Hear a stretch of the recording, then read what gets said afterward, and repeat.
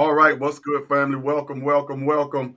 This is the greatest broadcast on your social media page. You already know where you are. This is the Black and the Bold. We've got some special stuff for y'all tonight, so it's that time to get real, real funky. Listen, tonight you're gonna hear some real thought-provoking, gut-wrenching, and yes, sometimes even tear-jerking content that you just can't get enough of. Listen, I'm the Bold, but we're gonna get this thing started off with my brother Black. How you doing this evening, young man? Yeah, what's going on, man? Ready to get it again, get it again. We got a special guest tonight, so I'm happy about that. Get this conversation rocking and rolling. But you know how it is on this side with the Black. Dwayne Johnson, graduate of Lowndes High, graduate also of Georgia Tech University, Georgia Tech Institution Technology, and by way of DC, Florida, and Texas, and those type areas. Came back home, started off a property management company with my wife, 3 kids here, rocking and rolling. Everybody's doing their thing now. It's a busy time of the year for us in spring. So just glad to be able to settle down and have a chat with the Black and the Bold tonight live. Well, listen, we really thank you for joining us, sir. You know, we know you're a very important part of our community. Just playing with you, man. Well, yeah, man, everything's going good. Still here in Florida, man. Things are happening. Children are doing great. My son actually took a trip, kind of like a senior trip, this past few days. So he got an opportunity to fly to Texas and Okay. to experience El Paso and Austin and all those kind of things. So he came back really excited. Me being a father, of course, I was nervous as a wreck. It was the first time he's actually traveled like that on alone and that far away. So of course, I'm a concerned dad, but I'm glad he was able to enjoy himself and get that experience. Of course, baby girl still doing her thing, growing like a weed every day. We did finally get everything launched out with the business, so everything's rolling.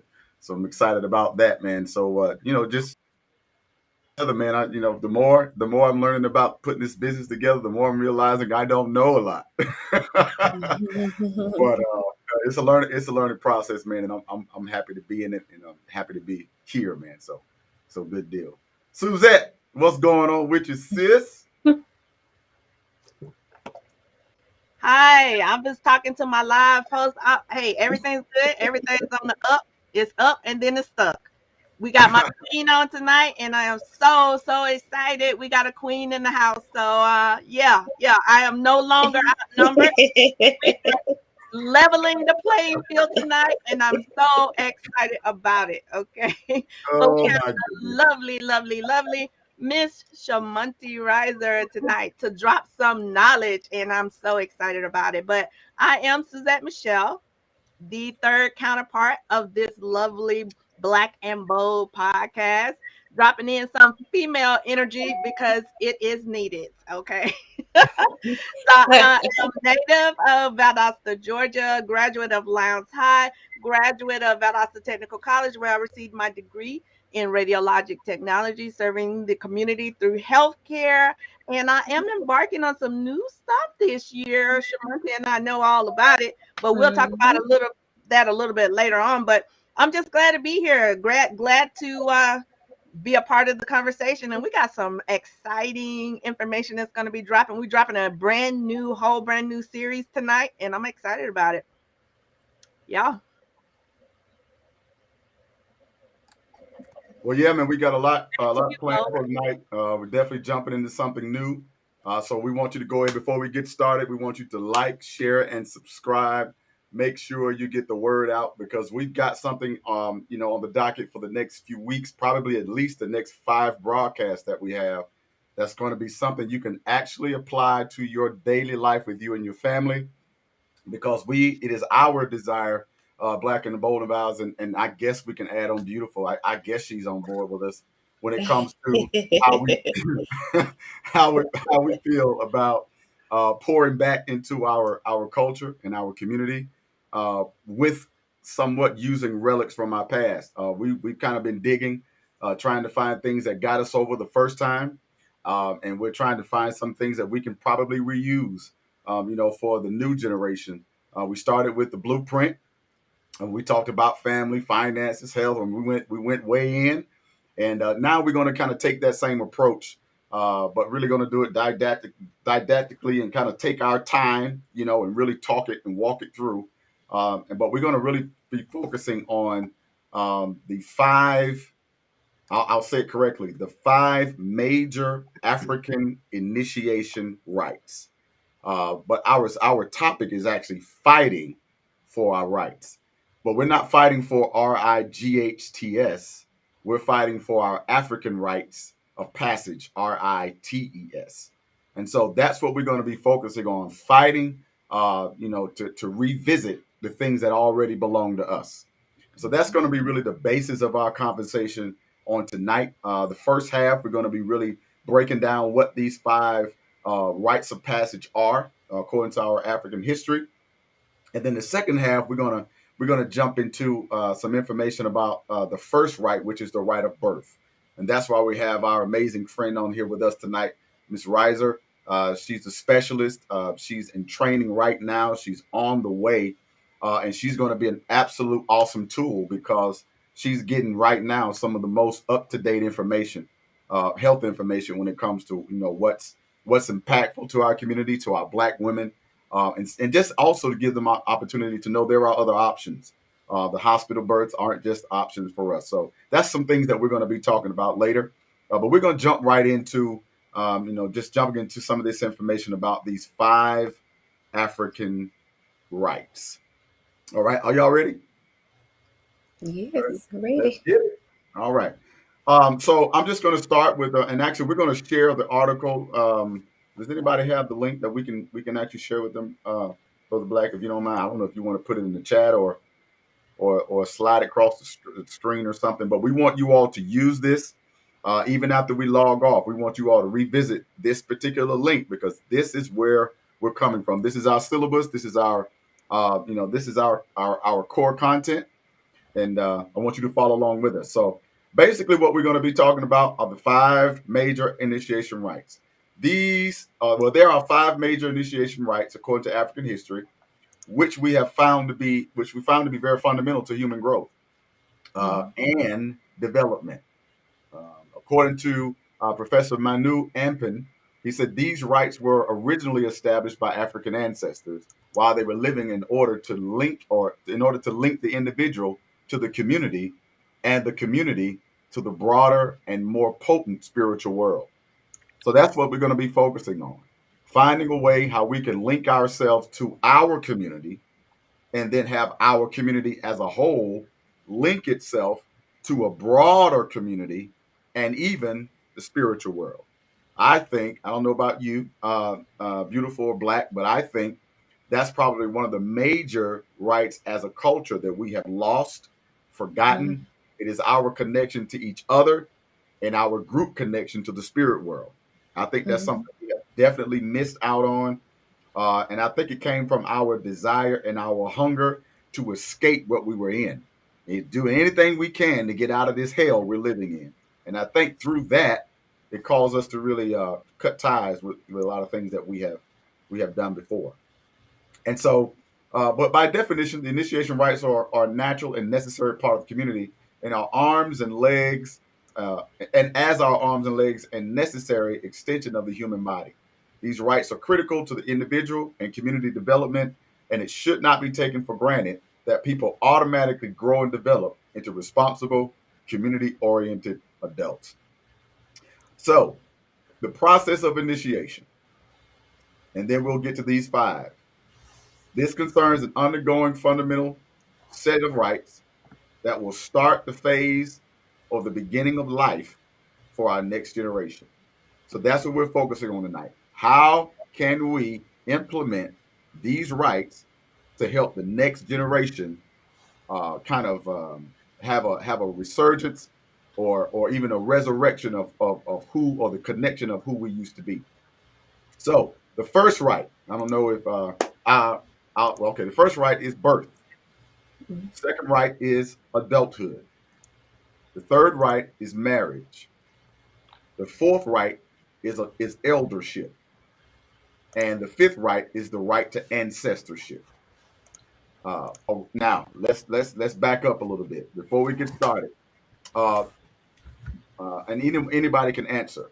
Do you all think at this point in our time or in our life, or have you ever, in your bringing up, did anybody ever sit you down and tell you had a right to be born? a right to be an adult, a right to marriage, a right to be an elder, and even a right to die and move on and to be an ancestor. Did anybody sit down and tell y'all this was a part of your real history as someone Mhm. connected to the Africa, connected to Africa? Of course not. No. Nope. Nope. Why do y'all think that is so? It's America. That's not the simulation process to True. connect you back to your roots. I, Argue with me. Come on. Come on. Come on. Do Well, it. I mean, they were, I mean, as far as our parents, I don't think that right. they were taught that either, That's So, right. I mean, if they were not taught that, then we That, can't be taught that. And then as far as, like, I know we ain't on this yet, but as far as birthrights, the birthrights was kind of taken away from us. Mhm. So, I mean, and it wasn't that long ago. It was like around 1920. That's when kind of our birthrights started being taken away from us. So, and that's pretty much our grandparents' time. So if it was taken away from our grandparents, then they didn't teach our parents. So in turn, we don't know. We just started learning about these rights as far as birthrights, because we all thought, hey, we had to go be born at a hospital. Yeah. I was an actual home birth, but it wasn't on purpose. Mhm. You just say, It was because, my mama couldn't make it to the hospital on time. But, that right was taken away, and it was taken away purposely because it was a law set in place so that it could be taken from us. right, right. Well, I know that. Well, I mean, Suzette, what do you feel? What do you think about beautiful? I definitely agree with you guys in the masses. I have to say, me, I was an anomaly because my family had close ties to sharecroppers. My family was a family of farmers, so we got most of the rights. The only right that we really didn't harp on was the ancestry right because Hmm. we identified and they let us know that colonization was a real thing. And so, we are a lost and what was taught in my household, we are a lost nation. So we have lost connection with our ancestry. So, Hmm. we touched on it, but it was not taught in the masses. It definitely was not taught in the education system. It was something that you had to get in your home, in your old, and being sitting around the elders in your family. I will say, as the elder generation kind of died off, we did not continue that tradition, sadly. But yeah, it was introduced to our family only because the nature of where we were in the South and how we grew up. But it was something that we have not continued. So yeah, I would definitely like to get back to it. Well, I definitely wanted to add to the fact that I agree with you all, but I also understand that Shamaji made a good point. She was saying that it was stripped from us or taken away from us, and I think that was it was done on purpose, of course, because RIGHT is law or legal. It's moral. RITE is ceremonial. It's Hmm. cultural, spiritual. The RIGHT is something that you'll get kind of because you're here. The RITE is what we do to ensure that while you're here, you succeed. And I think that's where we're missing it because there was a point there was a sentence that I read, that said, and part of it said, to provide the rights or the initiation rights or the rites of passage were used to provide the necessary structure for individual growth and development. And I think that's going to help us begin to focus on each household individually. Right. Because I think at this point, and Brother Black, Sister Shamanti, Sister Beautiful, I know you all have heard this. I don't know how many times since you've been alive. You've been alive. We're a lost nation. They stole our history. They did this and they did that. Now I have to ask you a question. We've been knowing that they've stolen our history for decades, Hmm. centuries. Um, when are we going to take the initiative to make it important enough so that we can begin to kind of infiltrate that area to begin to learn these things or travel, because a large portion of our history is Mhm. scattered abroad in these museums. Yeah. Mhm. And so when we travel, instead of us traveling to Cancun and Bahamas and Dubai and all of that, so we can we can flex. Why don't we spend that money to go to these, if you're going to France or you're going to Paris or you're going to South America, find you some of these places and go there on purpose. Because I just found out 2 years ago that there's a large portion of the majority of our, what do we call them? A wonderful people. They travel to be educated. Oh yeah. Mhm. They plan and save money Hmm. to go and learn about their history. But we don't do that.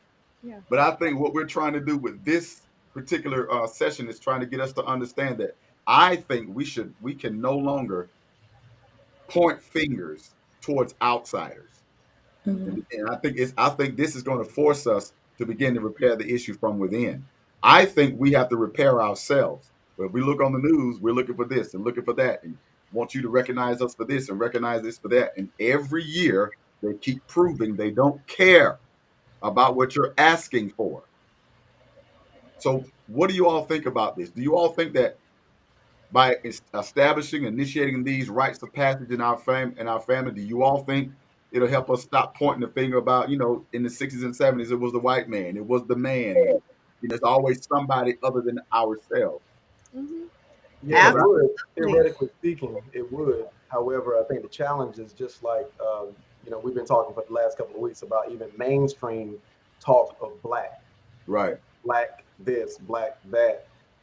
Culturally, we're even hesitant to be able to say that unless it's a bad thing at this point. But again, talking the South, we talked that last week, that there's a shell shock residual effect that has taken place to where us saying black, even in the way to our counterparts, we're cognizant of not trying to offend others by doing that. So that's one issue that we gotta be able to overcome. By the way, I agree with you.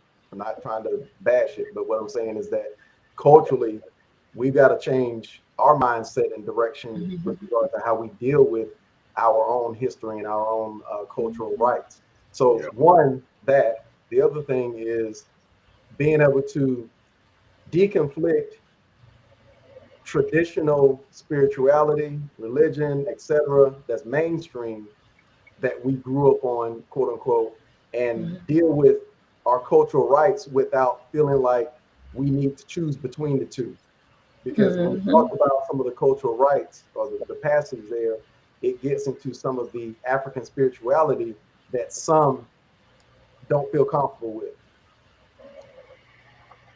so with Agree. that, go ahead, Sister Ryan. Oh, I was gonna say I agree with that wholeheartedly because a lot of times, well, first we have to open our minds because that's all we know is what we were taught. I mean, we had a spirituality way before now, and I think that I don't know if we are scared of that. I'm just speaking as we as a people. I don't know if we're scared of it or we just don't believe it because I was looking at your reading and it was talking about the natal charts. And I mean, I wholeheartedly believe in that stuff. Because I mean, that's kind of like how you find your purpose to me. And I mean, but you will see people all day say, "Oh, that ain't real," the horoscopes. I'm like, okay, we are all connected to the universe, to each other, and you don't believe that. So I think that's the first thing is like us as a people, we gonna have to open our minds so that we can, even expand our mind to see that. And like Dwayne said, it doesn't. We don't have to choose between the two. I mean, because we're spiritual before we're religious. I mean, I feel Well, like we are a spiritual people, so we just have to Hold get on, back to that. Sister Ryan. I need you to back up. yeah, I that's a need nice you to pivot back right up. I need you to hold on. Rewind. Y'all remember how we used to do back in the day? Sister Suzette, she ain't party like us. But you remember when we used to party and the DJ used to say rewind, remix, Mhm. back up a little bit, and please say that again for the people in the back. We are spiritual before we are religious. I'm gonna pass my offering plate around digitally, so because that deserves an offering. Beautiful. What say you, ma'am? Yeah, I totally agree. I definitely agree that we definitely have to change our mindsets. We've been talking about that since the conception of the blueprint. We have to change our mindset to change our trajectory and make sure that we get back on track. You know what I'm saying? And to do that, I definitely am, which is why I was so excited to introduce these rights to our viewers and hopefully to our people, because they're intertwined. So, in practicing and acknowledging and encompassing these rights, it cultivates areas in our community that has not been touched, in a while, or needs to be revitalized. So, I think once you start implementing the rights, then it will become applicable to our everyday lives. Well, that's true. I think we've all made great points because I think it's really going to be that individual, act that individual revolutionary act of being able to consciously reach back and say, all right, there's some stuff I got to fix. There's some things I've got to do over again. There's some things I need to repair. I've seen that in my children. I've taught in school systems, in churches, in organizations, youth programs, boys and girls club. I've done it all. And I've realized that a lot of times our children have a complete disconnect from who they are. Um, Mhm. I mean, from attitude to their ability to integrate to their ability to communicate. Their emotional intelligence is in the basement. There's so much that our children are missing, and it's because, like Shamanti said, our grandparents weren't taught it, or they didn't teach us. Our parents didn't teach us, and because that generational ignorance, we didn't teach our children. But I think it definitely going to help us point the finger in the right direction towards ourselves and instead of towards others. But let me continue. Let me see if I can. Yeah, we'll go. We'll keep reading because with this, some societies actually have more elaborate and more extensive ceremonies. Than others. Some go way overboard. Some don't. But actually, these five things we're going to be talking about are actually the thread that links families and villages in traditional Africa and provides a necessary structure for individual and development. The five rites briefly described below represent an integrated initiation that has given indigenous African cultures the stability and longevity to provide a model of consistency and intergenerational unity. I'm going to say that again. The five rights that we're going to be talking about, they represent an integrated initiation system. Integrated. One thing we can say about our Black families, probably in the last 50 to 70 years, is that we have tried to individualize ourselves. I remember my grandparents, all of their friends and brothers and relatives that were their age, man, they did everything together. They ate every Sunday together. I remember when I was a child, we had fish fries at my granddad's house every Friday. Our family reunions were overflowing, graduations, weddings. I mean, it was crazy. But we've gotten away from the integrated system, finding ourselves trying to be individuals. But that's the very thing that helped our ancestors remain stable and gave them longevity. And we talked about this a little bit in our planning meeting about that initiation system that allowed them to be stable. But as we begin to talk about it, we were saying that basically it's going to allow us, to focus on legacy and future stability of our generations to come. Now, before we even jump in, how many of you all were brought up with the talk of legacy? That's a good question. But yet we were told get your grades. We were told, Mhm. well, you got don't be out there playing for that, by a street light, come in the house. We were told that there's certain places we couldn't go. We were told to go to college, get your degree, get your job. Mhm. We were told all, or go to the military or whatever, but we weren't taught the extent of what legacy really means, or the depth of what legacy really means. And I think it's because we never saw models of intergenerational unity. The last time I've seen, well, we saw the last bit of it. And I think a lot of us can attest to this. Probably the last 20 years, when Big Mama died, when dear Right. mama, when she died, when Muddy died, it was like she was the glue to Mhm. everybody that was connected to the family. All the children, all the grandchildren, all the cousins, all the Mhm. aunties. My grandmother had a whole, I don't know, it was probably 100 of us, probably. And my grandmother was sending all of us birthday gifts. If Mhm. it wasn't for $5, she was gonna send you something. Mhm. Yeah, yeah. She I was yeah, yeah, go ahead. No, I was just attesting to that. I was very fortunate to be a part of that large tribal type family. We would get together every Sunday, and Yeah. then we had a round table before it became popular with Scarface. You know what I'm saying? And the mob. We had a round table all the time. They would talk about failures and success. Basically how to interact with our white counterparts and all kind of different conversations, and I just one generation behind me, my children, they didn't experience that, and that saddens me because I learned a lot. I was enriched as a person by being able to have a seat at that table, but Yeah. our families don't do that anymore, and we're that's one of the rights, the right of eldership. So Mhm. we don't do that anymore. We're missing out on some golden opportunities to get that wisdom, what I'm saying, that was Yeah. passed down from generation to generation. So yeah, that's why I'm excited about these rites of initiation. Well, I wanted to.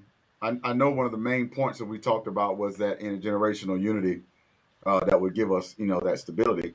But when we kind of touched on examples or models of intergenerational unity, and I think one of the biggest model that we have in the Black family are three things: church, weddings. Four things: church, weddings. What was the other one? Church, weddings, uh, death, and family reunions. Those are the four things I think that are pretty much, uh, I guess, commonplace Holding it together. Yeah. Yeah. in every Black family across the diaspora. I Right. believe. Jalissa says the government has broke up the Black family with making us work on Sundays, and then they open stores Thanksgiving Day, no time for the family.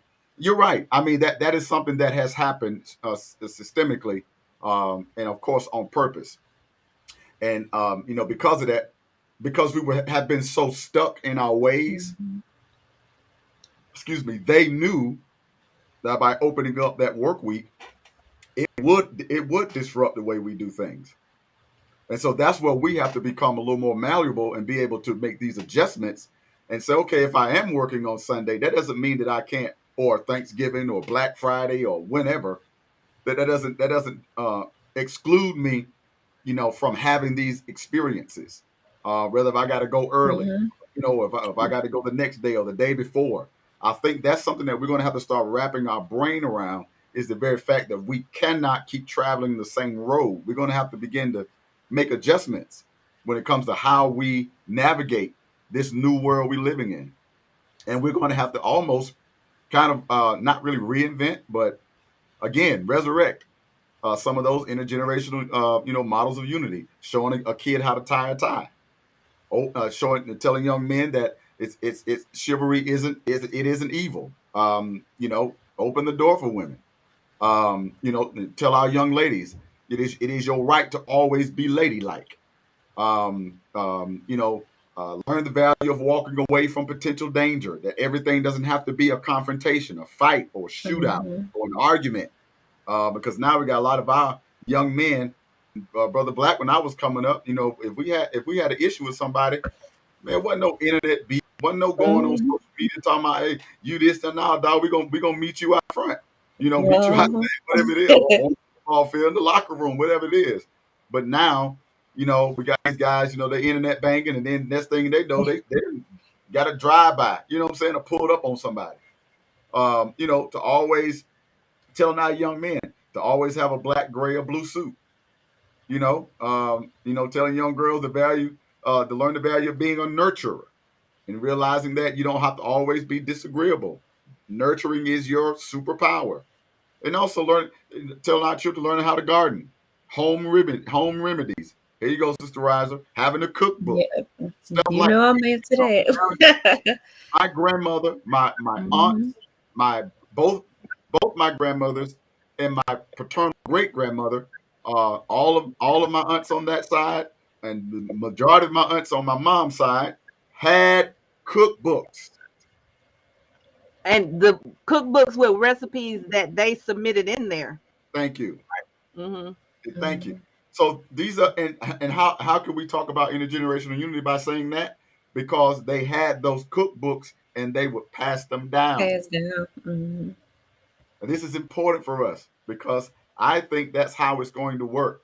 So this year in 2022, I have absolutely been intentional about sharing and being open with my children.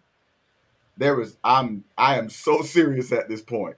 And I'm not only cookbooks with recipes for, consumption, but also recipes for healing. You know what I'm saying? Mhm. Healing by natural herbs and plants and stuff that they grew in their own gardens, and they use it for a healing property. So that really is a lost art, and Shamanti, you can definitely attest to it more Mhm. than I can, because that's your area of study. But yeah, families don't do that anymore. Usually back in the day, a couple of generations back, everybody didn't run to the hospital for everything. They went to Mhm. the backyard. We gonna get you Yep. fixed up. You know what I'm saying? So Yeah. we definitely need to go back to that. Yeah. Definitely. And another thing I think is missing is like a sense of community. Cause like I know when I was growing up, I didn't just like my mom, her family was lived out of town.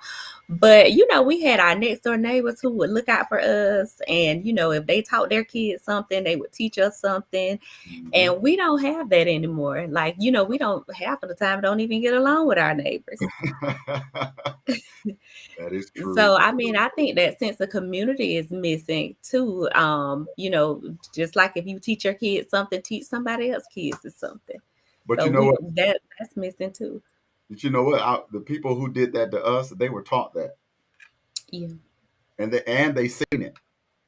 You know what I'm saying? Because my uncles would tell me stories about how they would go over their friend's house, and their cousins or whoever, and they might have had 10 children over there.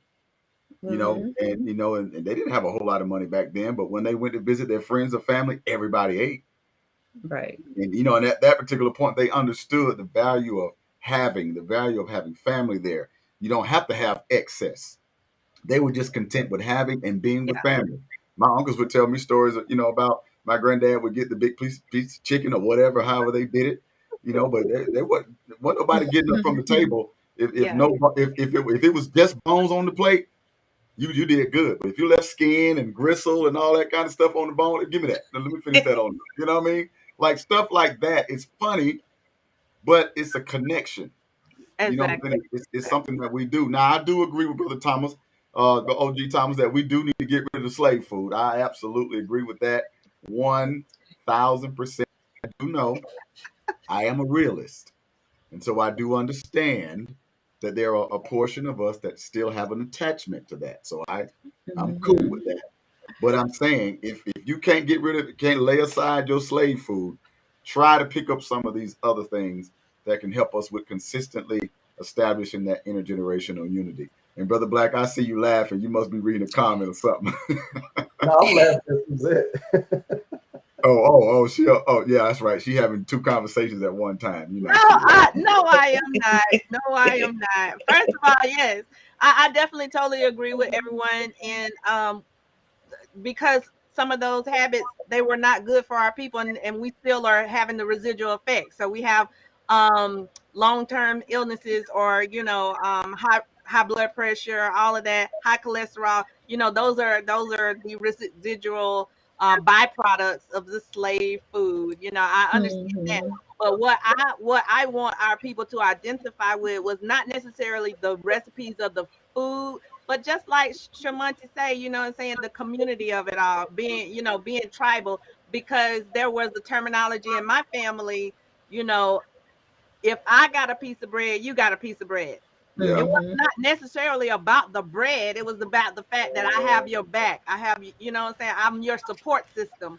So if I'm okay, you're okay. So that's what Yeah. I want our people to identify, not necessarily the actual recipes per se, but the fact that, that sense of support and community and and that unification. We Yeah. no longer have that. We no longer have that or share that freely. Yeah. That's true. That's definitely true. I definitely wanted to jump in with one of our last is just to talk about some of the things that I think we definitely to close it out with would be the sense that says that these African cultures are not perfect, as all human societies have problems, and we know our community we have our share of problems. But these rights and these cultures, they actually do provide a viable example, in the modern world of how to solve social conflicts. I think that's probably one of our top three issues in our community is our inability to be successful socially. And it's proven even when we get a new job, what do? We look for the color. We look somebody who look just like us. We go to the conference. What do we do by default? We try to find that familiar face or that familiar skin tone. And sometimes, in many cases, um, you know, it's stifled our growth socially. And in some instances, it causes conflict. And even when we have conflict, it our conflict proves that we lack those skills and tools to be able to effectively have a conversation through a disagreement. And so, we have a disagreement, we immediately get our emotions tied up into it instead of having the conversation. But I think that's something. These rights are things that once we break them down and really dissect them, excuse me, it'll really give us a blueprint on how we can fix a lot of these social conflicts and contradictions, and give individuals that societal support, to discover and fulfill their life mission and unique contributions. And I think that's in a nutshell what we're trying to do with this series. So before we jump in, does anybody have anything else to say about our imperfect society, and how you think these rights will help, or do we need to jump right on in? I'm just so glad you put that in a nice little bow and in a nutshell, because I'm so excited to hear what our queen has to drop in. You know what I'm saying? Y'all were talking about my queen scared to get on the screen. I got me a queen tonight. All right. So we're gonna let her do her She thing. We're proved us gonna let her wrong. do her thing. Okay. All right. Clear the way. A queen is in the house. All right, sister. Well, as you know, there's a lot that's been going on with our births, and we're going to be Mhm. talking about our first right, which is the right of birth. It's the first major African initiation rite, and it involves initiating the infant into the world through a ritual and naming Mhm. ceremony. So what we thought about was we said, okay, well, the birthright is important, but what about the actual process of birth? And Mhm. so we begin to kind of recollect on a lot of the statistics that's showing the huge disparity between others having birth and African American women, the death or the mortality rate, or them having certain forms of myocardia after the fact, not knowing the physiological changes that happen, their perceived high tolerance for pain, etc., goes on and on and on. And so we begin to talk about, okay, well, a lot of our women are dying in the hospitals. I just heard a statistic today that I think it's the state of New York, that the death rate for African American women in childbirth is 17 times higher than any other race in that state. That is crazy. When we are the indigenous people of this planet, why are we dying Mhm. more in birth? And so Suzette and I begin to talk about birth options, doulas, midwives, things of that nature. And guess who name popped up? And we said, oh, we got to call her. We got to call her. So we wanted to get your perspective on how do you feel, about this, the neonatal experience for Black women, Mhm. the post, the what is it, the postnatal, etc. Like, how do you feel about it? What are you seeing, and what are some solutions that you think you can present or provide? Okay, so okay, the whole reason why I even became wanted to be a doula is because I was seeing all these statistics. How we're dying at childbirth, our babies are dying. And not only that, I was even inspired by my own birth story Hmm. to do it. And I just feel like it's so much we were taught that was not wrong. I mean, that was not right Hmm. about birth. And it's kind of like we're dying because we don't have the knowledge. So Yeah. basically what I do as a doula is, I empower women, or we call them Mother Earths, to take back their birthrights. Um, Oh. yeah, so that's the whole role of a doula, is for us for us me to inform women to take back their birthrights, because a lot of times we just don't know. Oh. It's not our fault that we don't know, but we can learn, we can change that. Hmm. Um, and so many women, like even I hear now, like so many people say, they don't even have a good birth story to tell. But I feel like it's because spirituality was taken out of birth. And y'all can look this up later, but it's something called the Shepherd-Tanners Act, and that was like in 1921. So pretty much we were giving birth at home and in these sacred places until this happened, and that was just in 1921. So that's not even that long ago. And so if you think about birth, to me, it's more spiritual than it is medical, because like death, it's a transition. It's a transition. You bringing a soul into the world. And so, I mean, that should be treated sacredly. And I think that, because it's not, then this is why we're having, so many deaths. Like for instance, I had a girl say, you know, she went to the hospital because she was 40 weeks. And I mean, most people don't know that if this is your first time being pregnant, you might be pregnant longer than 40 weeks. But it's normal. It's normal. So pretty much we're giving all this stuff to induce us, pain medicines that will actually stall our birth and have us, having unnecessary C-sections and things like that. And that is the stuff that leads to death when they're doing all this stuff to us that's not necessary. Tell us some of those things that you know for a fact are some of those preliminary actions they're taking. Some of that pitocin Okay, and like for stuff instance, like if that. if you having a baby, which y'all don't know this, but if you ever seen a baby birth, I have, um, I you have, have seen the baby being I birth. have. Okay, so I got this one story.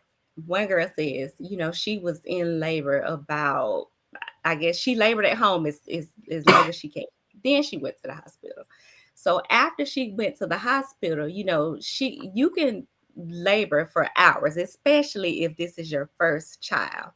Um, but the doctor just came in and he was just really rude and everything. And because he was ready to go on vacation, he gave her an unconsented episiotomy. That's where they cut you. And that, I mean, she was just messed up. I mean, and that's just because you wanted to go on vacation. Like, but if she would have had someone there with her to say, hold on, this is not right. You can't do this to her. Just let her body do what it's supposed to do, because the body is very intelligent.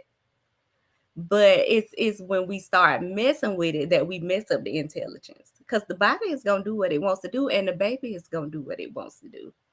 So the doctor gave her an episiotomy that she didn't consent to, instead of just letting the baby come. And if you tear a little bit, at least you're going to heal properly.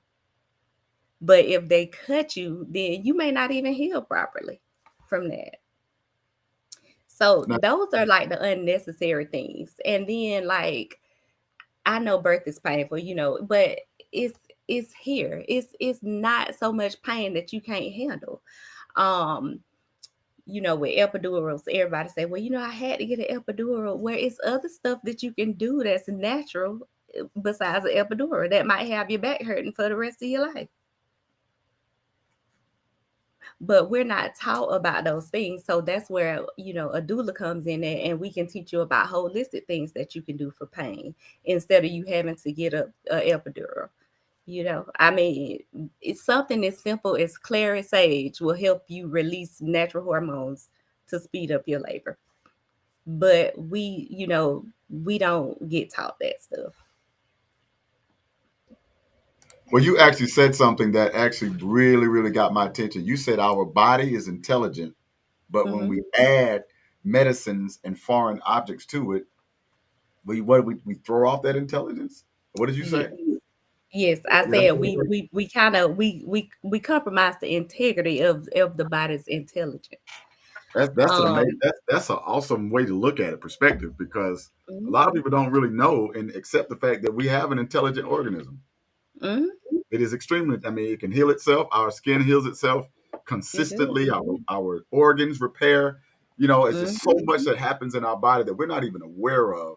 And yet, like you say, when things happen, we'll throw a Tylenol, or we'll say, give me some epidural, or etc., whatever mhm, it might be, and not knowing, some of those health ramifications that could come along later, due to misdiagnosis, or having an unsympathetic mhm. a primary care physician, or what have you. And the sad thing about it is, given our history, they don't see a problem with it. Matter of fact, they may even Right. say, I'm not saying all, but some might feel like, well, at least we're not maiming you. At least we're not laying you across the table at master's house. But that's what they were doing. Having those um, exploratory brain surgeries, and hysterectomies, and I can go on and on, like some of the things that they were doing with no Yeah. pain meds at all. And so Mhm, for them to come and give you, the snip, and be like, oh, it should be all right, because number one, they already think you got a higher tolerance of pain, and mhm, number two, they probably think that you probably have the worst healthcare package, et cetera, et cetera. I had an experience with my son when he had an accident. He had to get staples in his head for his put in his mhm, head, and that doctor was extremely disrespectful, to the point where mhm. we had to kind of, like my mama say, show our color a little bit, Right. before he would act right. And so once it was done, it happened on the weekend, so we had to wait till Monday to file, a complaint. And when we went to file the complaint, do you know that within 2 days he had quit? By Wow. that Monday of close of business, he had quit. Come to find out, he had so many complaints against him, he just up and left. And so these things do exist, family. These type of Mhm, professionals are out there. So when Shamanti is giving you this information, this isn't shooting from the hip. This is mhm. real information that needs to And be. we have, oh, go ahead. I'm sorry. I was Oh, going to go say ahead. it's a lot of disparities in healthcare. Yeah, Just like when COVID came out. And remember when it first came out and people was like, it was the black people disease. And they were yeah, saying, black people was dying of it. But it was not that we were just dying of it. It's because of the disparities. yeah. Like because we don't know a lot of stuff. And I was talking to a friend of mine who was actually a COVID nurse on the travel floor, and she said, it's we need to know that we can go to the hospital and tell them that Hmm. we don't want to be intubated, but we also don't want to be classified as a DNR. And I was like, huh, say that again. And she said, you can be a DNI without being a DNR. She said, because pretty much if they put you on a ventilator, you probably ain't coming home. And I was like, really? And she said, yeah, but we don't know that. She said Yeah, that's why we're dying when we go to the hospital, because we don't know if we get on this, our lungs are already fragile if you got COVID. So why would they put you on a ventilator just to get the oxygen? right, And right. she said, you can be a DNI, do not intubate without being a DNR. And she said, but we don't know that. And she said, I Yeah. just wish more of us knew that. Yeah. Yeah, But that is again, absolutely. Go ahead. Go ahead. Go ahead. I'm sorry. again, that's the disparities in healthcare that we have. And as far as, and now this is just like my personal opinion, and but I just feel like, where it comes to like doctors, OBGYNs, because I'm not saying all doctors are bad because I don't believe that. But the average OBGYN is a white male, you know. So if I am, have two groups of people that I'm working with, I mean, I may take better care of the people that look like me because I'm gonna have more of a connection with them. That's just, I'm not saying that's a bad thing, but that is just natural. That's just natural. You gonna gravitate more towards what is like you. So, are you saying that it's imperative for people of color to begin to search out health professionals that are of color? That's exactly what I'm saying. Why do you That think? is, Why do you think they don't? Why do you think? I mean, we've had access to. I don't know. I don't know what it is, why we don't trust each other. I don't know why we don't trust each other. I hear people say all kind of stuff, It and it really don't is make getting sense to me. yeah. But if I go to a hospital, you know, I want to see somebody that looks like me because I feel like they're going to be, more connected to me. And Yeah, so I may receive better care. yeah. Brother Yeah, Black, you about to say something?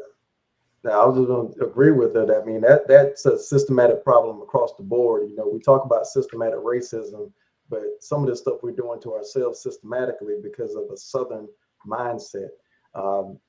Being in other different areas of the country, you can see how Black people operate nationally. And coming back to South Georgia, there is a difference in the way that we just, without a doubt, trust each other. And so a lot of times I speak on this platform about business, and that same concept applies when you're talking about working with Black-owned companies. We seem to want to, pay top dollar for a white-owned business or Asian-owned business, Indian store, but as soon as a Black-owned, restaurant comes around, we want to find a cheap version of that, or they're providing a product. We want to know how we can get a discount. So it's something we have to overcome. Exactly. And also within our own community, our tolerance level for each other is very low. It's Mm-hmm. very low. We could go to a Caucasian facilitator or provider. We do no research on them. Just based Mm-hmm. off of what somebody said, oh, they're a good doctor, we go to them. But if we go to an African American, we want to make sure they have all their credentials. We're doing our due Mm-hmm. diligence, and then God forbid, one bad rumor or one bad, thing is said about them. We are talking about that cancer culture. We are canceling them out so quick. Yep. It'll make your head swim.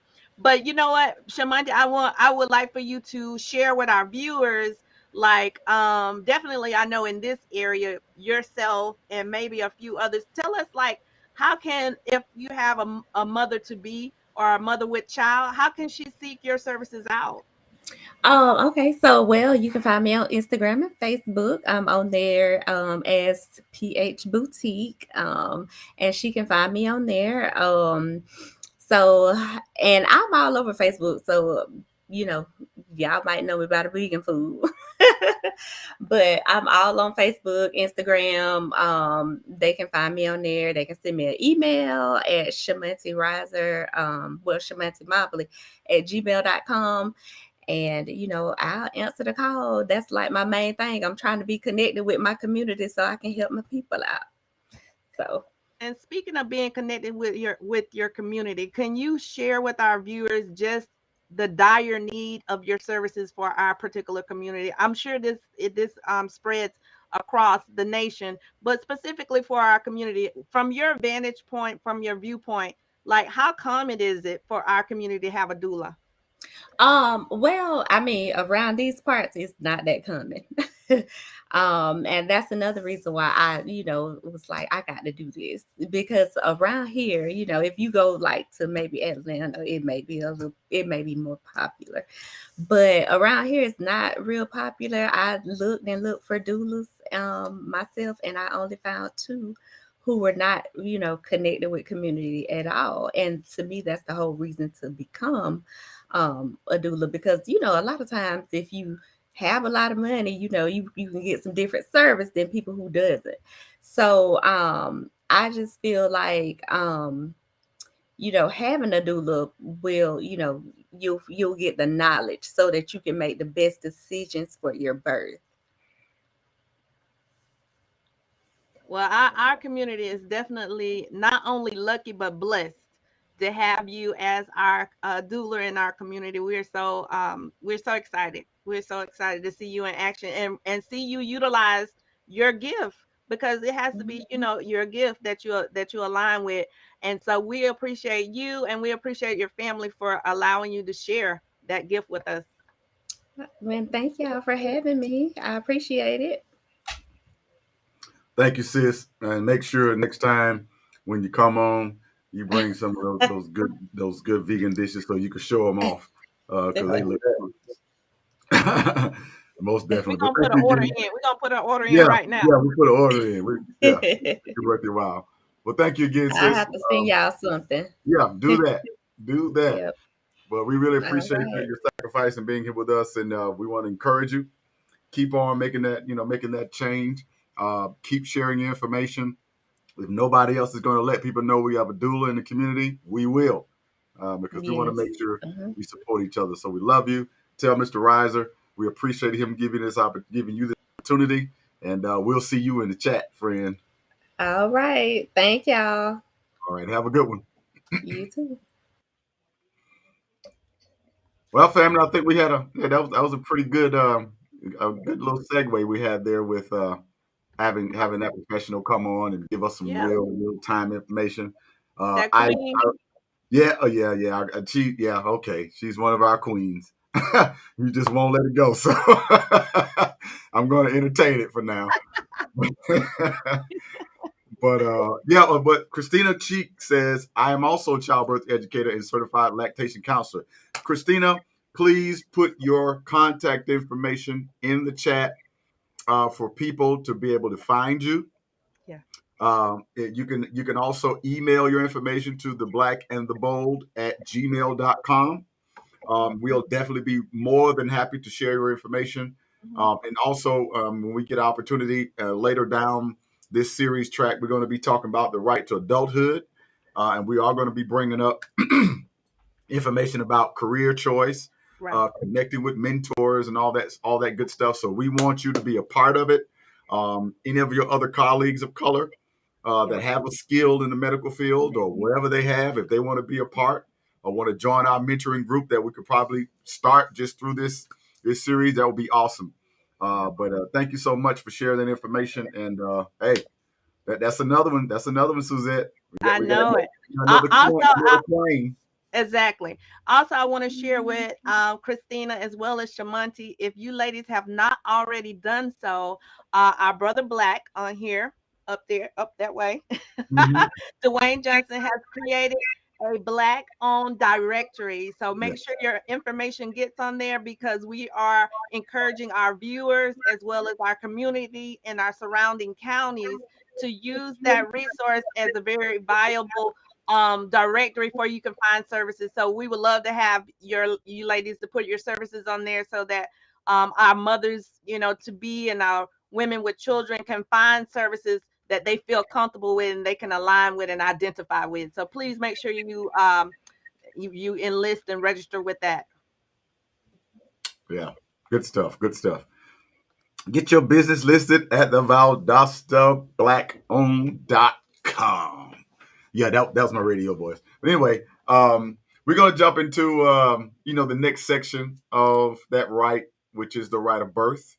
And this is where we're going to pretty much hang our hat for the rest of the evening. So we really want to talk about the act and the importance and the responsibility of birthing, our children into this society.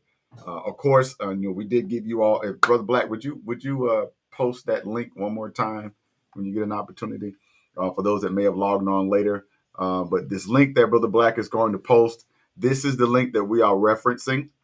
You can take this link and utilize it, and study it. Once we exit this live, we're going to stay right here for the next 5 lives to make sure we get through every rite, so you can have something to bless your family with. But the rite of birth, again, it's the first initiation rite. Yeah. Excuse me. And this is where they go through, the rituals and the naming ceremony.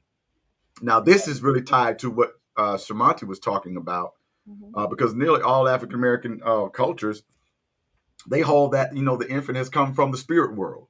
Yeah. With important information from that world, and it's bringing unique talents and gifts to offer to the community. What's really really funny about this, beautiful, that I didn't even think about until today, is that one sentence is actually the I guess it would be the foundational stone Yeah. of our spiritual life. Because think about Cornerstone. it. Yeah. Think about it. Mm-hmm. Think about this. All African cultures hold that infants come from the spirit world with important information. Right. What does that sound like? Our Bible. Yeah. Huh? Mm-hmm. And we know that our cultures existed prior to all of that. Mm-hmm. And so we know that our cultures absolutely wholeheartedly shaped the narrative of scripture. Mm-hmm. And so we, before Bible, we knew as a people Mm-hmm. that our children came from another world. Yeah. But what they would do is that when they recognized they were coming from this other world, they said they're not just coming, they're coming with talents, they're coming with gifts, they're coming with Mm-hmm. all types of things that we don't have, Right. to help bless the community. Yeah. And so when that infant came along, they believed they had to commission that infant into this world, to come into this world. And I don't know if you remember, but I think it was on Lion King when he lifted up. Absolutely. That's our history. Yeah. That's an African rite. Yeah. Because at some time, I was doing a little bit of studying, and in certain tribes, they would take the baby on certain full moons, talk about the Mm-hmm. natal chart and astrology. Right. They would take the baby out on certain moons, Mm-hmm. and then at that point dedicate that child back to the God. Right. This is something that we've been doing for hundreds of thousands of years. Centuries. Yeah. Yeah. Centuries. Yeah. And so at this particular point, I think it's very imperative for us to take the moment to just explore and learn about the things that we've come. A lot of times, our fear. I think a lot of times our what are those things called, superstitions? I Yeah. think those come out of our ignorance. Even sometimes we saying, "Oh, I don't believe in all that." I think it just becomes. I think that just really is born out of our fear of Mm-hmm. exploring, a new territory. Right. I mean, do you think that's one of the main reasons why, we don't address, because we're running around and say, I'm a Gemini and I'm a Sagittarius and I'm a Virgo. You know how y'all do all this crazy. All right, never mind.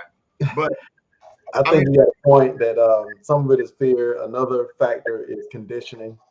Again, coming from slavery, yeah, that especially again in the South, we don't actively accept other traditional rules of, or practices, I should say, practices of spirituality, intentionally saying spirituality instead of religion, right, because we've been conditioned and literally beat into us one form of religion.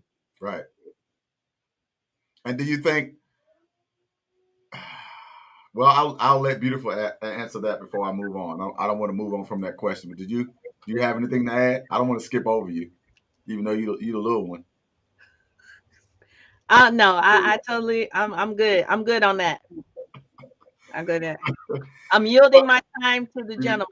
All right. Okay. All right. Well, you can't because this is birth. But what I wanted to, I mean, do you believe? I mean, do you believe that our children, when they come to this world, Mhm. do you believe that they actually do have gifts and talents?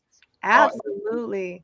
why? I Why? I totally believe that. I mean, when children arrive here, they're already, they already have a DNA without inside of them, a spirituality. They come with their own different personalities.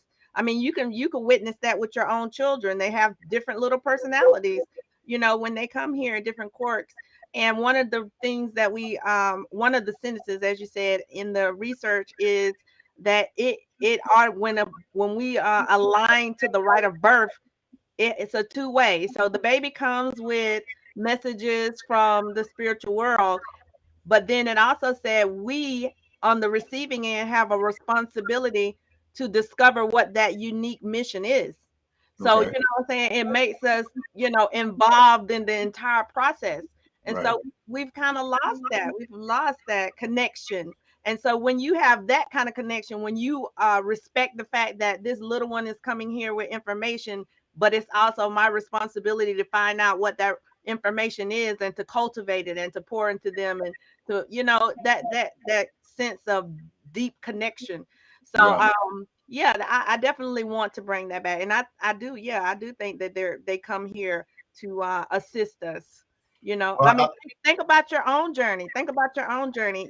Before you guys became parents and after you became parents and you got into the role of parenting, you evolved into a better person. You know what I'm saying? So yeah, I yeah. definitely I buy want to into just jump in on that because everything that you're talking about, Suzette, is accurate. When we made a transition in our parenting style, this was one of the books that was recommended, and I keep sharing that also. But Dr.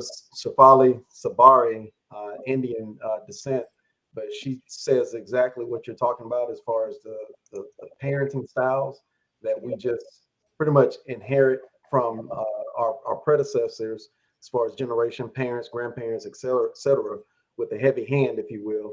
But she speaks about that as far as really listening to the energy of your children, listening to what they are bringing forward and Yeah. cultivating that, basically using your child is as your guide, because they are really the messengers from the universe to Right. further humanity.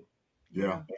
I think one point that we missed, and one point before I go into this next point, that I recognized within the last year was I recognized that it was my children that actually initiated my next stage of parenting. Right. And because when I started realizing that when they were growing up, and I sat down with them last year, and I was like, listen, hey, you all are growing now. You're not babies anymore, and I can't parent you that way. Yeah. I can't threaten you with this and threaten you with that, because that didn't get me anywhere and it's not going to get you anywhere. So Right. I started having these conversations, started, getting them to open up more, or share their feelings more and their perspective. If they had a disagreeable thought, Yeah. I would give them space. I Right. still give them space. If you don't understand or if you disagree, okay, okay, let's have an argument. Let's see if you have any facts. Not a A real debate. argument, A but debate. a debate. To see if you really can back up what it is that you're trying to convince me of. And And and and because of that, I've seen both of my children increase in their ability to right. have critical thinking, Mhm. especially when they're starting to make more responsible decisions, being more disciplined. And so I've started to really see a huge change. Right. Of course, we've got a long way to go, but I have seen, some changes that have really shined a beacon of light, to the future, by just being conscious. So both of Yeah. y'all have really, really spoken Yeah. to the T about the matter. But I know you're about to say something. No, what I was going to say was, just from that example you just shared with us, but that aligned with our ancestral rites of passage, because you were in the rites of birth, the nurturing and the cultivating stage, and as your relationship transition, you're transitioning into the rite of adulthood. So by Mhm. letting them to kind of develop themselves, and your relationship, the nature of your relationship is merging, it's seamlessly moving to the next right, Right. the right of Exactly. adulthood. Yeah. Well, I know that one thing that we didn't bring to the light, as we kind of broaden this conversation, is that the right of birth is actually a span of about 8 years. When we said about 8 to 10 years, Mhm. because just because you have just been born into this realm, you still have a lot of acclimating to do. Yes. When it comes to, of course, you've been sitting in the sack of amniotic fluid for so many months. So, but at this particular point, once you're birthed, it is then our responsibility as parents as well, again, to prepare you. to assimilate you, to acclimate you to this climate, which does require that rite, R-I-T-E, that observance, that service, that ability to provide or create ceremonies, where you can, or rituals where you do things on purpose, with the group. Rather, Yeah. and we have substituted our African rites or Yeah. rituals for religious rituals. And Mhm. so, because if you look in our families now, one of the main rituals in the Black family is church on Sunday. Yeah. You know what I'm saying? And so, again, family reunion is a ritual. Funerals are a ritual. Mhm. Weddings are a ritual. Mhm. But when we had our baptisms back in our culture, it was very different. But it meant kind of the same thing, that we were kind of offering our children back up to the gods, etc. Mhm. What are some ceremonies or rituals or services that we can create now Right. from birth to 8 to 10, that we Mhm. can, that by us doing those things, we can ensure that our children are ready to be introduced to the rite of passage to adulthood. Mhm. Mhm. Some of those things we talked about earlier in the year, you know, having your family to start practicing and accepting Kwanzaa. So Kwanzaa kind of touches on some characteristics that builds you as a person, not Yeah, necessarily focusing on the commercialized, holidays that it is surrounded by. So, I think just by aligning some of those deeper lessons, you know what I'm saying? yeah, We need to start getting back to that and cultivating the spiritual being inside versus, what a byproduct of their environment is. okay. Well, Brother Black, what do you think? Some things that we can, rituals or ceremonies we can. I know one thing that you do. I'm not going to say it. A couple things that you do, but share with us what you think. Some things you can do from 0 to about 10. So you might as well say thunder, man. I want to take your thunder, bro. Now you made me, now I got to think about what I said before. Oh, But no, man, yeah, just the rituals, like you reading on a regular oh, basis to your yeah, children. You okay. do it the time to study the Kwanzaa and Yeah. all those things that you do. See, thank you, because see, I'm taking some stuff for granted at this point, and I'm gonna happily say that just because it's kind of built into our pattern now. Yeah. I mean, if I start kind of backwards in a sense with even Kwanzaa, um, at this point, that it's normal. It's kind of been normalized in our routine come the holiday season, and I'm proud to be able to do that. With us was 5 year olds at the time during last Kwanzaa, but my 6 year old at this point, that's what he knows. You know, so Hmm. I really take that to heart. With what we're doing intentionally, and so when he's asking for what he wants for underline, whatever holiday there, he's asking, can I have, a set of binoculars for Kwanzaa? I mean, Right. that's what he knows to ask for and what reason or season to ask for it. Right. And so anyway, that we got that going on. And then of course, like you mentioned, the it's more of the literacy, aspect of reading at the I guess the prenatal stage, I guess you would call it, before childbirth. We learned that, in Maryland, through parenting classes and birth classes. But, that's something that is normalized in American culture, really the understanding of the importance of reading before the child is born. Right. And again, some of that, I saw OG Thomas talk about is that, we're sort of ignorant, uneducated in some of these ways to where we're not even taking advantage of the simple things. Right. Pick up a book and read. I mean, I don't even care if it's Dr. Seuss or just some flip book or whatever, but read something to your kids, especially between the years of 0 through 3. And at that point, like now it's like autopilot, because if I tell a 5 year old, all right, go find something to read, he's like automatically going. It's not even like it's a consequence thing. It's more so just like if you need something to do, he knows he can go read. And at this point, he's a stellar reader. But those are the things that we're doing. And you all mentioned a few things, during the conversation with Shamanti that, from a African tradition standpoint, we talked about before the show, perhaps about oral tradition. And, I think getting back into the swing of things, I saw some comments about family reunions. That's one of those things that our family is trying to get back into this summer. But the oral tradition aspect of that has to be implemented in our families as well. Telling stories and telling things that recall memories. And I'll say this last one, that, one thing that we're doing in our family is every birthday season. So for instance, we had, I guess the last one was Kari's 6-year-old birthday. But every birthday season, it's tiered around what that individual likes as far as a dinner. And so since that's just my thing to do, I'm cooking that person's favorite dish every birthday season, or they tell me what they want. And we take it a step further to where, for instance, if it's my mom's birthday, who's passed away, we are interjecting the same foods that she liked. And so even if it's, ribs or something smothered and whatever that I may not eat all the time, but that's how we're going to remember her. Right. So, that's just some little things that we're trying to do to keep generational respect and traditions going forward so that the kids recognize, what family is all about. Mm-hmm. Absolutely. Absolutely. That's I told you. See, I told you.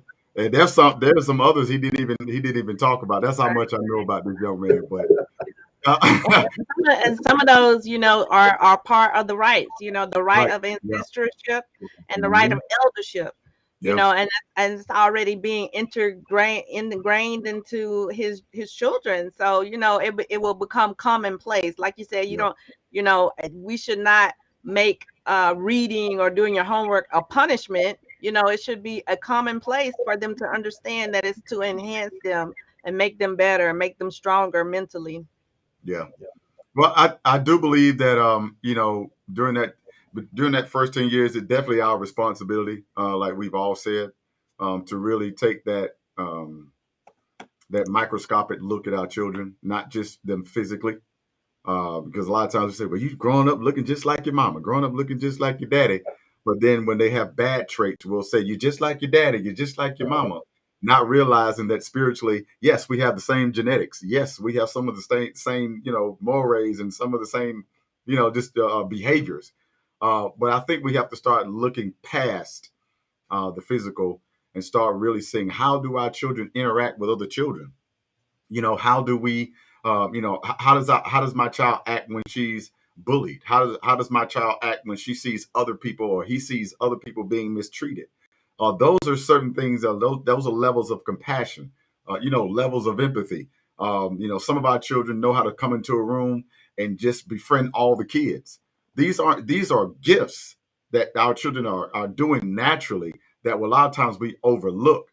Do you know that a lot of the comics that are actually famous said the only way they got confidence when they were young was their teacher would give them 5 minutes at the end of the class and stuff like that, to give them that confidence to be in front of people, etc. Those are the things that we have to begin to look into, to really pull out those things. Because let's be honest, the 0 to 10, what do we do with our children? Throw them in football.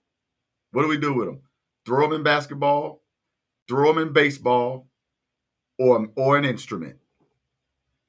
In our community, it's a football, a baseball, a basketball, or an instrument, or unless you can sing. And of course, I know our melanin, does connect us with that universal rhythm, and so there's a lot about us that you just can't deny when it comes musically. But a lot of people don't know that if you are musically inclined, that means that you have an enhanced ability with your brain. A lot of people don't know that if you can draw well, some people say, some scientists say that means that you have an ability to absolutely recreate a real image, which means that your brain works on a higher realm. And so all this stuff that we overlook with our children, and not realizing that we absolutely do have geniuses. Science says that all melanated children, they develop faster, they walk faster, they conjugate verbs faster, they do everything faster. Motor skills are developed quicker. But yet, by the time we hit school, pre-K and kindergarten, it goes up. So there's something missing. There's something missing, and I think it's our ability, like brother OG said. First things first, the mother got to begin reading. Brother Black said that. Children now need different toys in shapes and sizes and easy puzzles. At about 8 months old, no TV. Keep music playing in the background, classical, jazz, R&B, and not gospel music, African music with drums. Because if we don't know, because of our melanation, the drums actually activate certain parts of our DNA, which then send messages to our brain. And so we're missing a lot of things because if think about in church, that's the only, outside of us having a Black history program, that's the only time we hear Africa is in church.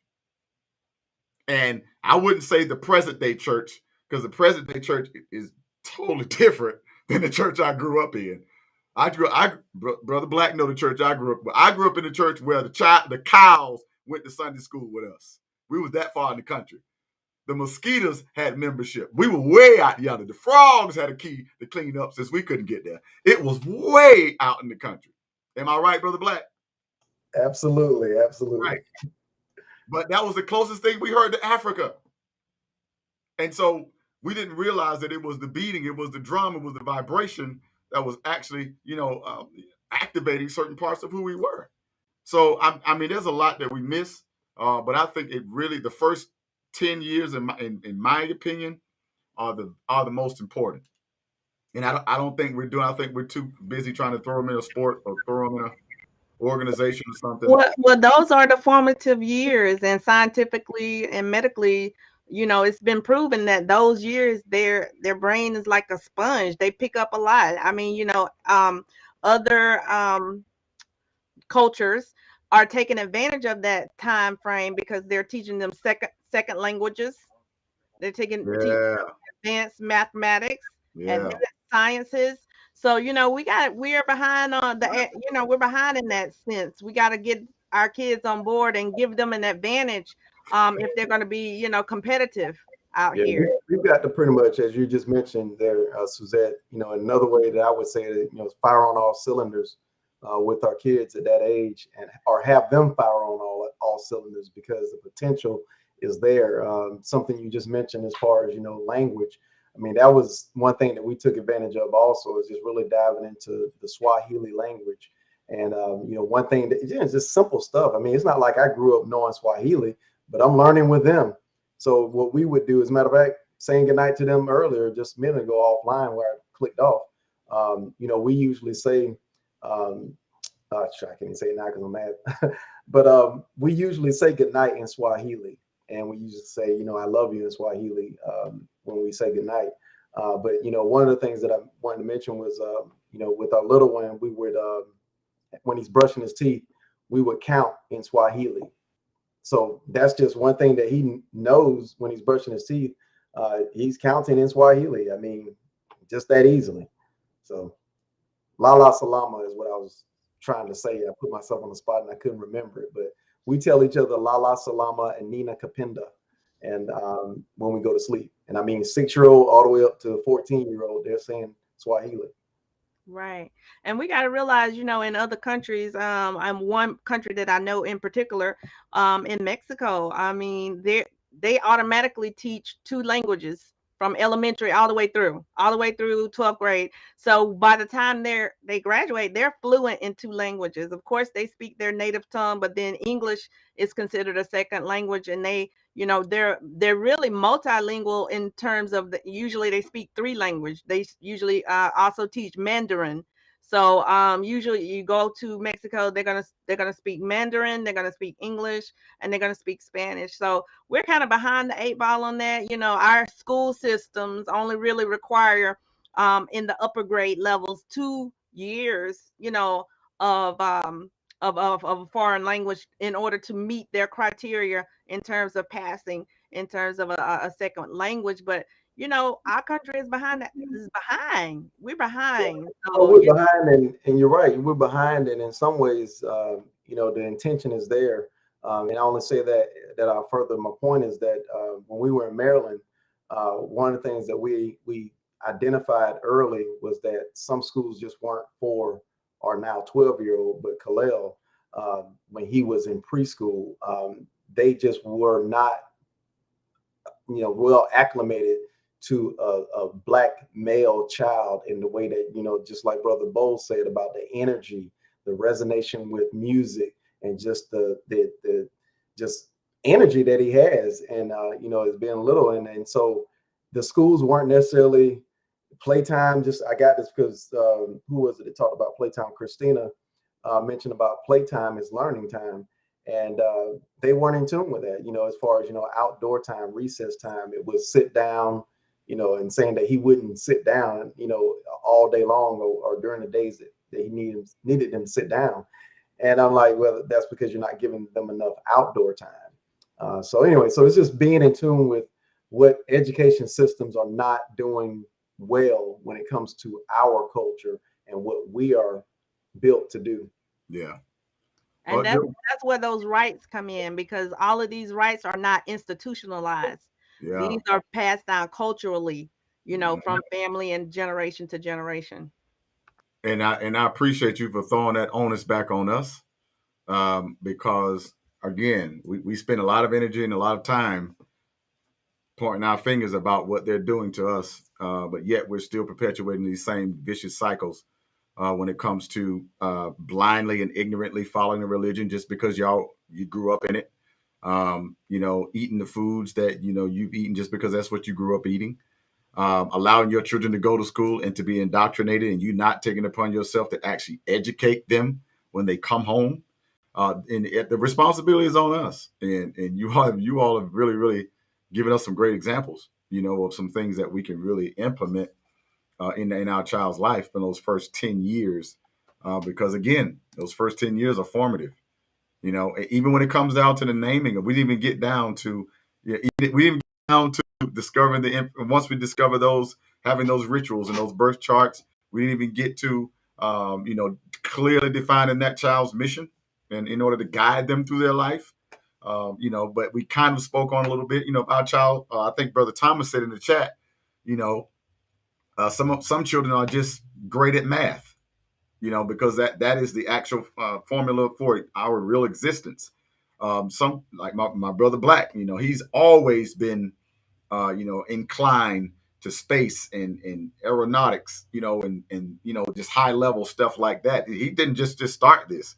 You know what I'm saying? He been doing this before we had hair on our chin. You know what I'm talking about? So, you know what I'm saying? This is a gift, and his father cultivated that gift, gave him that gift of discipline, that gift of being a critical thinker, and he's more than excelled in life. So I mean, this is things that happens that we have to take focus on outside of them just being a singer and can throw a ball and can shoot a ball real good. So, but yeah, I got one more point to make, but go ahead, sis.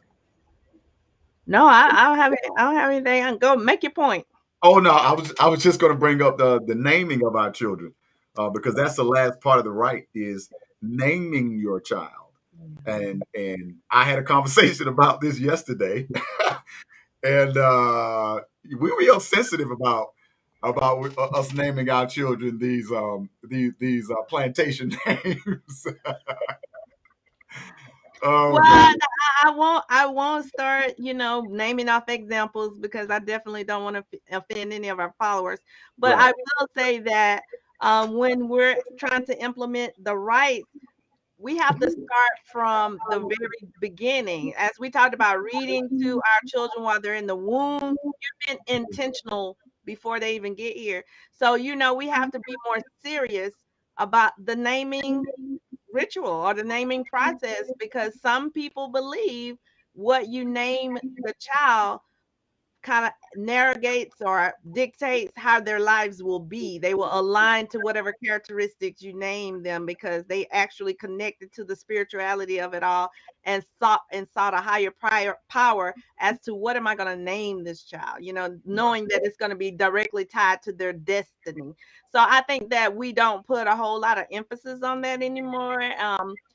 So we need to get back to being intentional about every single step that we have with our children, from the naming, from the cultivating, every single step, as they become adults. Yeah, I can get with that. And just to highlight what Shamanti's talking about, if we bond with the kids while they're in the womb, they'll tell you their names. And I really like Yep. that, because we really paid attention to that with Kari. And that's as we were growing in our spirituality, uh, you know, maturity, if you will. And with his name being Kari, it is a kingly name. It's king, it means kingly. And so there were some stories in the sense of how he just really showed that he was coming regardless of what you tried to do. He was coming. So it and all yeah, and all of that, I like what she says that the child would pretty much tell you, at least lead you in the direction of the energy of what that name should be. Exactly. Exactly. But I wanted to bring up the process. I didn't want to, shortcut it at all. But the infant's name, according to African history. So what's wrong with see what I mean? See? I'm not even gonna look down anymore. I The ain't tapping infant, on that. right? The infant's name is given after the determination of the mission, Mm-hmm. and it's a reflection of the infant's personality or the life mission itself. Mm-hmm. And so that really speaks to what Brother Black was talking about. I think a lot of us name our children out of familiarity or an appreciation for a name or a title, because there are some of our children. Like I said, I've taught two little girls, and both of their name was Hennessy. It was spelt just like the liquor. Um, what was it? I did also. I think it was a summer program. Had to teach a little girl. Her name was Tequila, spelled just like it. And so, are we naming our children out of ignorance of our past, or are we naming our children just because it sounds good, or are we just being rebellious doing our own thing? Great question. Wow. I don't think that question has one answer as to why Yeah, people do that's what people tough. do.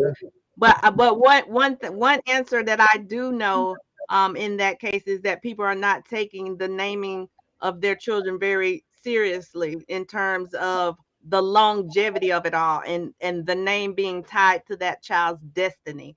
Like, people don't take that connection very seriously. And so they're, take parents sometimes are so selfish into, this is what I want that child to name, instead of, as we talked about, the rite of birth, trying to connect spiritually with this new being, and trying to determine, like, and really tie in what the destiny of this child would be. And then also, as a parent, your contribution as your blessing towards what you're going to be investing in this child in terms of cultivating them. So they don't take that process very seriously. I think that's the problem. Yeah.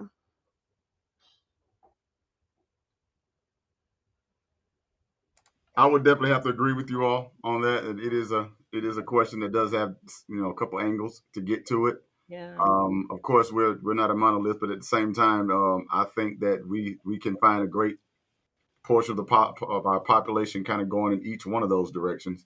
But that goes back to us not having that intergenerational unity, and not realizing that the majority of us need to have this plan, this strategy in place. It might not be perfect, but it is something that we can implement on a universal scale across the diaspora, to make sure that wherever we go, we have a language, we have a lifestyle, and we have a culture that extends upon our geography. I Right, think right. that's important for us. Yeah. So that when we go to England or when we go to South America or when we go to wherever, you know what I'm Mhm. saying, we have those things in common. I think we had that before, which is Right. why we're still looking for, Yeah. our familiar, but I think we lost the reason why we were doing it. Well, we talked about it before. We have to get back to aligning with our identity. Once you align with your identity, that kind of narrates how you move, and it gives you a little bit more purpose in why you do what you do. So yeah, we definitely have to align with these rights and make sure that we understand them, identify with them, but most importantly, we apply them Mm-hmm. consistently. Mm-hmm. Consistently. Yeah, I agree. I definitely agree. So I definitely want to let everybody know that if you're having children, especially now, in this time, we would just ask and implore you to consider, the African birthright. Given that time, involving your mom, involving your grandparents, involving your extended family in the process, making sure that after everybody is there, the baby's born, going home. Once you've had that period of separation, involve your family, in the raising of that child immediately as soon as you can, because you're actually socializing that child intellectually before even he can even speak, she can even speak. So there's a lot of benefits behind it. But I've enjoyed this conversation tonight. I mean, we, of course, none of us on this panel are SMEs in this area, but we definitely wanted to make sure that we wanted to share some important information. That's something you can actually take home with you or utilize on a regular basis. Because I am going to definitely implement what my brother's been doing more intently with the Kwanzaa. Definitely doing it. I do have the stuff, and we've been doing it, but I haven't been as I would say, Vigilant about it. yeah, as vigilant, as intentional about it, You gonna or learn Swahili? informative about it. Yes, we have been, kind of playing with the Swahili every now and then, the Baba and all that stuff, and trying to incorporate it. But I think it's a good idea to do it every day. So I'm going to take that from you, Brother Black. While Savannah's brushing her teeth, Yeah. hey, what's your name? Count whatever, and doing it every day, even the good night, good morning, hello, goodbye. Those are how you do it. Matter of fact, I have a couple of apps that I've been exploring that can be helpful. Well, Um, that's just to interject there. That Duolingo, that's what pretty much everybody in this household is using. And yeah, I got the message a couple of months ago, I guess, that they introduced Swahili as a selection. So we were all on that, and that is definitely helpful. It gets obviously the gamification aspect into it, so everybody's having fun. But hey, be careful with with when you jump in, especially as the kids get used to it. Because I'm like, they kept me on my toes this past December. It was like, hey, you need to buy some more candles. And we made sure we got to the store and got candles because they were ready for Kwanzaa. So That's yeah, exciting. That's yeah, accountability right there, bro. yeah. I yeah. love it. I love it. Well, Sister Suzette, Sister Beautiful, what are Yes, some of your last words since you have two I, audiences over I there? I myself have been trying to enrich, my connection with the universe. So, number one, I'm so excited about this rite of initiation, this rite of passage, and I really, really, really hope our viewers take this information and really apply it. I mean, this is going to not only enrich you as a person, but it's going to enrich your children and really everybody that you come in contact, whatever your circle of influence is. Yeah, So I definitely think that people you should take it and run with it. And we have real live people connected with each right. So I'm so excited about our guest tonight, Miss Shamonti, who was directly connected with our right of birth. So shouts out to the queen. Kudos to you. Salute, queen. And then I'm also excited about next week's show. Oh my gosh. We got people coming in talking about the right of adulthood. So, man, we got some good guests coming up in this particular series. I'm excited about it. Me personally, I have not been experimenting with Swahili, but I have been experimenting with Zulu. So good. want to say to my viewers and to my queens and to my fans is Niokutanda, which means I love you, and I will see you next week. All right, that's awesome right there. That's awesome, man. I hope you'll be able to teach me some Zulu. That'll be cool. That'd be cool. Yeah, man, I've enjoyed this conversation as well. I mean, I'm excited. Next week's gonna be another banger. You all don't want to miss it. We've got some other community people going to be coming in, so we've got more guests, more fire content, as I promised you, and it's definitely coming from an even deeper and a more compassionate space. So again, we're getting ready to wind down, but we want to thank everybody on our chat, all that's on our Facebook, all that are watching on YouTube. We appreciate you giving our viewership, spending your evening with us. We really appreciate it. We hope we've shared something that you can definitely think was thought provoking. Sit your family members down and say, "Hey, it's time for us to fight for our rights, not our legal rights, but our rights in the spirit, our cultural rights." And so, thank you all again. We love you all, and of course, I got to pack up my greasy bag and give y'all my little Easter speech and get up out of here. But tonight, I'm going to be talking about this quote from Rumi. It's a very short quote, but I think it speaks a lot. He says, "As you start to walk on the way will appear." I'll read that again. As you start to walk on the way appears. I'm reminded of what Mr. Jordan Peterson had. It's been going around on social media a lot lately. But he said that a lot of times we're fearful to start something new because we know we're going to suck at it. We know we're going to make mistakes. We know that people are going to point their finger and say, "Hey, you missed that," or you missed this. But he said the magic is when you start when you don't know how to do it, because what it does is allows you to throw yourself out there to be vulnerable. And when you throw yourself out there to be vulnerable, it's no different than the diamond allowing itself, to be chiseled to its perfection. And so at that particular point, when we decide to take on a new journey, take on a new task, take on a new skill, don't not do it because you're afraid you're not going to be well. Do it anyway. Jump anyway. Build it anyway. Write it anyway. Because there's always someone there that can help you manifest the thing that you've dreamed about.